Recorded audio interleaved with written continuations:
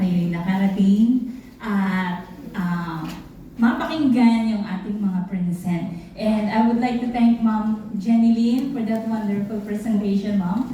It's such a blessing for us to hear your product presentation.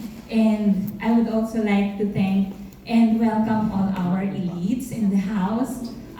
Thank you very much, moms and sirs, for your support sa ating lahat, sa aming lahat. And of course, it's always a tradition po sa amin to give thanks to the people who made it possible for us to become a part of this family. For me, this is a family. Yes. It's not just a platform. It's not just a business, but an extension of our family. Yes. Ayun po, at dahil dyan, I would like to thank yung napakagandang introduction sa akin kanina. Huwag yun naman pong masamain, yun po ay may clout. Yun po ay may malaking impluensya dahil siya po ang aking direct sponsor.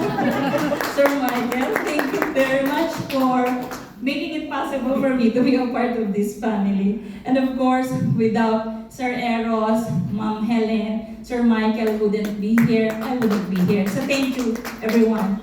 Ngayon po, sabi po ni Sir Michael, talagang mahalaga yung testimony. Yes, I think I would agree with him. Kasi the first time I was invited, to be honest po, wala naman akong naintindihan masyado sa technicalities ng product presentation.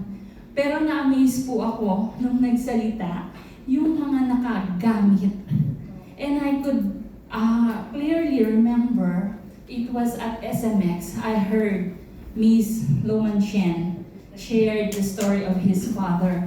Na-amaze ako, parang napakaganda naman itong produktong to. At parang napakahirap din naman paniwalaan talaga.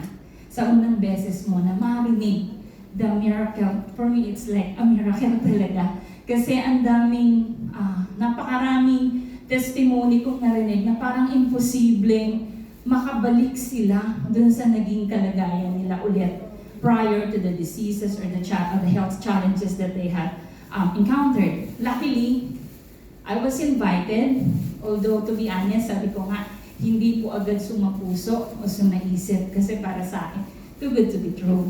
But lucky enough, when I had my physical challenge myself, I had to encounter it, I am already aware of the product. Kaya po, nung ako ay biniyayaan na makagamit, maka-experience ng fourth year placenta, that was 6th edition pa po noon, everything has changed. Kasi po, I am a former preschool teacher. So imagine I would have to deal with kids 3 to 6 years old. So the energy of those kids, I have to, kailangan natin pantayan.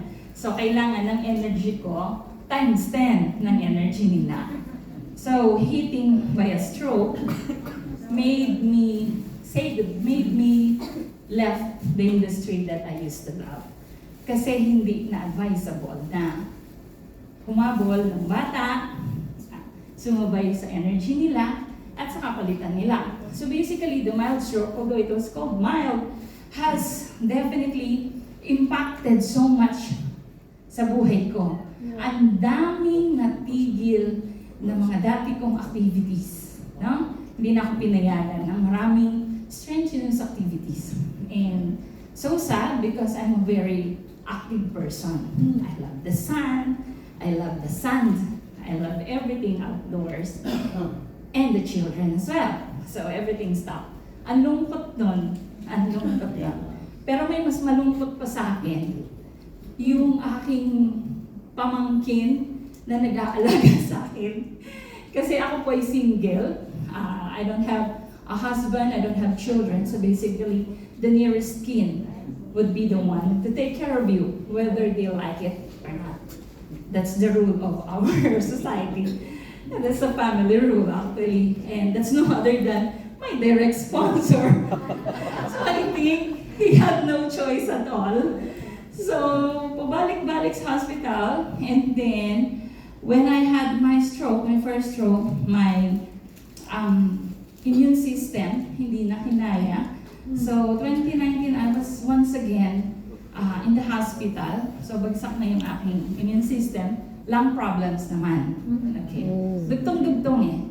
And to make the long story short, although we have maintenance, that's why they are called maintenance, because they do not cure. Yeah. Yes. They just maintain a certain of level Yes. para buhay ka. Buhay ka pero hindi ka masaya.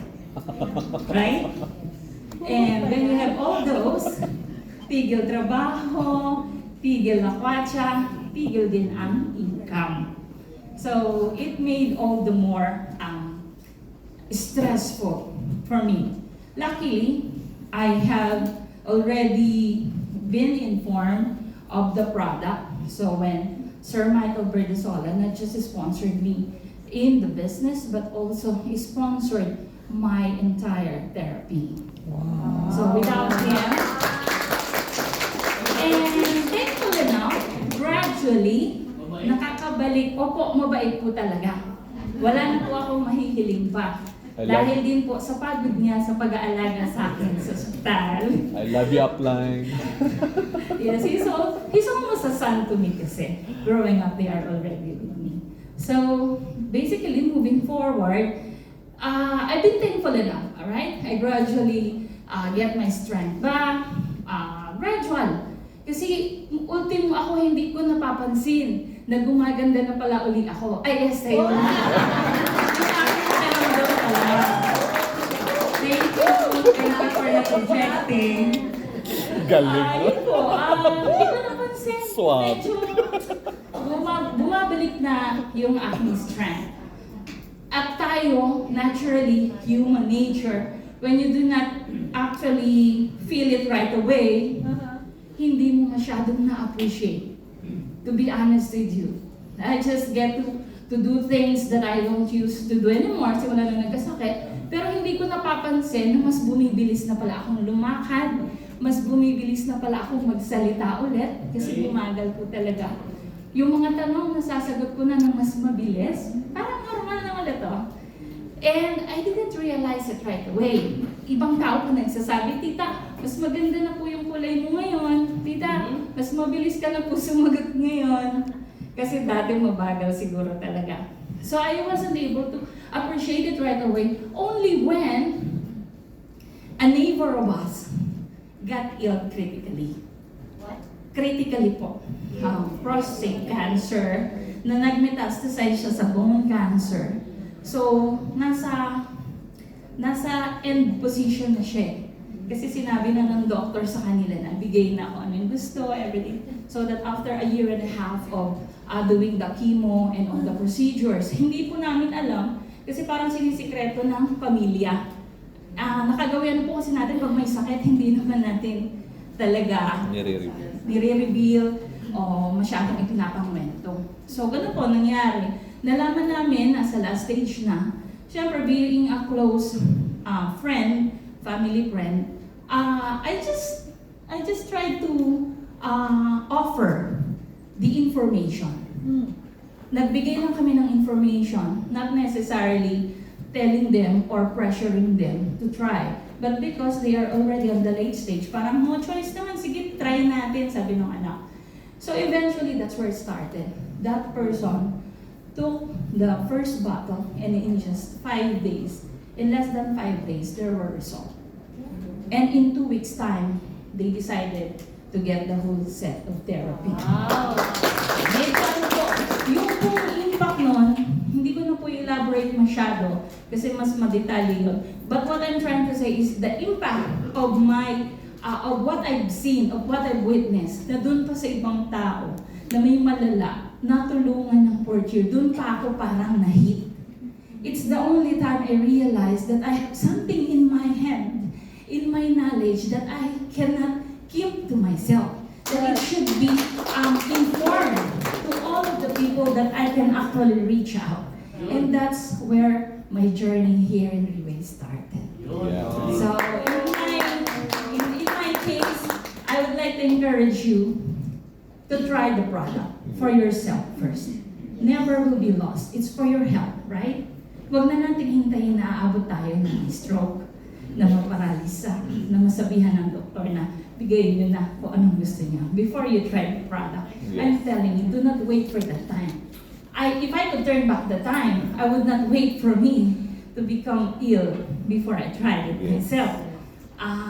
But since you have the time in your hand right now, I would encourage you to decide and do not waste so much of your time. Experience it for yourself. And if you already had it and you feel it in yourself, please do not keep it to yourself. Share it to as many people as you can dahil po baka nandoon yung tulong na kailangan nila. Baka po Correct. nasa ating kamay yung sagot sa mga Yes. problema nila. Correct. So with that being said, thank you very much everyone.